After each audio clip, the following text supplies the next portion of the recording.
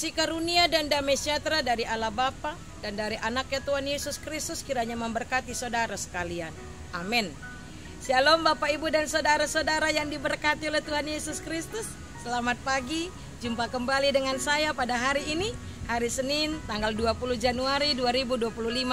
Baiklah Bapak Ibu dan saudara-saudara, sebelum kita melanjutkan untuk melakukan segala aktivitas kita di sepanjang hari ini, maka terlebih dahulu kita akan disapa oleh firman Tuhan yang tertulis dalam kitab Yesaya pasal yang ke-42 ayat 1. Demikian dikatakan, lihat itu hambaku yang kupegang, orang pilihanku, yang kepadanya aku berkenan. Aku telah menaruh rohku ke atasnya, supaya ia menyatakan hukum kepada bangsa-bangsa. Demikian firman Tuhan. Bapak Ibu dan saudara-saudara yang diberkati oleh Tuhan Yesus Kristus, pasti kita pernah mendengar orang yang berkata, hati-hati dalam mengambil keputusan, hati-hati dalam bertindak. Kenapa kita harus berhati-hati dalam mengambil suatu keputusan? Mengapa kita harus berhati-hati dalam melakukan suatu tindakan? Iya, betul sekali. Karena tidak lain tidak bukan, setiap keputusan pasti ada konsekuensinya. Setiap tindakan yang kita lakukan pasti ada konsekuensi atau akibatnya. Nah, Bapak Ibu saudara-saudara, itulah yang terjadi kepada bangsa Israel. Mereka tidak hati-hati dalam bertindak. Mereka melakukan apa yang tidak Tuhan sukai. Mereka melanggar perintah Tuhan. Mereka melakukan apa yang tidak dikehendaki oleh Tuhan. Akibatnya apa? Tuhan marah. Tuhan murka kepada bangsa Israel. Dan Tuhan menghukum mereka. Tak tanggung-tanggung Bapak Ibu saudara-saudara. Bertahun-tahun mereka dihukum oleh Tuhan. Tuhan buang mereka kepada bangsa lain. Dan akibatnya apa? Mereka menderita. Ya iyalah, siapa yang tidak menderita di dalam pembuangan? Benar enggak Bapak Ibu saudara-saudara? Mereka menderita, mereka tersiksa. Mereka merasakan diperlakukan dengan tidak adil dan lain sebagainya. Bapak Ibu saudara-saudara, tetapi itulah Tuhan kita. Tidak untuk selama-lamanya dia menghukum orang yang berdosa. Dia mengasihi umatnya. Dia peduli kepada umatnya. Dan itu terbukti kepada bangsa Israel.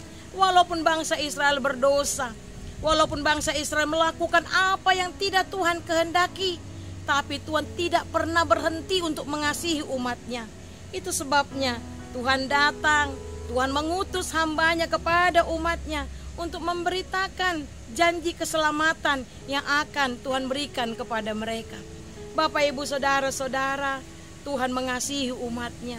Tuhan berkenan untuk menyelamatkan bangsa Israel, membawa mereka kembali ke negeri mereka.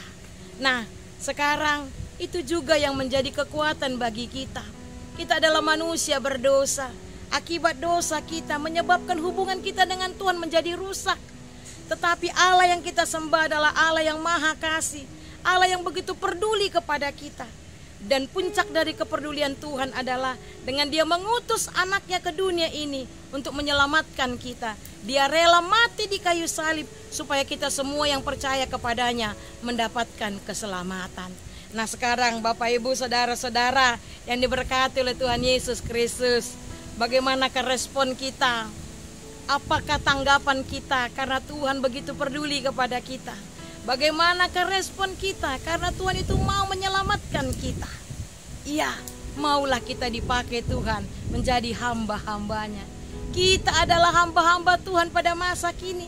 Kita harus mau dipakai menjadi duta-duta Kristus untuk memberitakan Injil, memberitakan kabar sukacita di tengah-tengah dunia ini, supaya setiap orang yang percaya kepada Tuhan mendapatkan keselamatan. Oleh karena itu, Bapak Ibu dan saudara-saudara yang diberkati oleh Tuhan Yesus Kristus, apakah pesan firman Tuhan hari ini? Ingatlah, kitalah hamba-hamba Tuhan masa kini yang akan dipakai oleh Tuhan untuk memberitakan keselamatan, memberitakan Injil. Maukah kita dipakai untuk menjadi hamba-hamba Tuhan? Amin, kita berdoa. Terima kasih Bapa untuk kesempatan yang Kau berikan kepada kami. Kami mau mendengarkan firman-Mu di pagi hari ini yang mengingatkan kami Tuhan bahwa Engkau telah mengutus anak-Mu untuk datang ke dunia ini menyelamatkan kami. Itulah Tuhan betapa besarnya kasih-Mu kepada kami, betapa besarnya kepedulian-Mu kepada kami Tuhan. Engkau tidak membiarkan kami menderita untuk selama-lamanya. Engkau tidak membiarkan kami terus-menerus di dalam perbudakan dosa. Engkau menyelamatkan kami, Engkau menebus kami Tuhan dari dosa-dosa kami. Kini Tuhan, sebagai respon kami, sebagai ucapan syukur kami mau Tuhan pakai sebagai hamba-Mu Tuhan, sebagai alat-Mu, sebagai duta-duta-Mu Tuhan, untuk memberitakan keselamatan, untuk memberitakan kabar sukacita bagi dunia ini.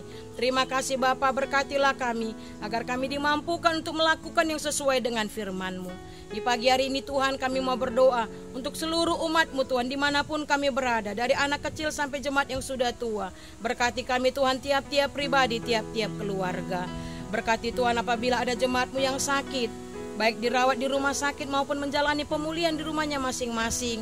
Tolong Tuhan, kiranya Engkau bersedia, berkenan untuk menyembuhkan mereka. Apabila ada yang sedang berduka, kiranya Engkau yang menghiburkan mereka. Terima kasih Bapa yang baik, apapun yang kami kerjakan, yang kami pikirkan, dan yang kami ucapkan di sepanjang hari ini, semuanya kami serahkan kepadamu. Pimpin dan kuasailah hati, mulut, dan pikiran kami. Di dalam nama Yesus Kristus, dengarkanlah doa kami ini.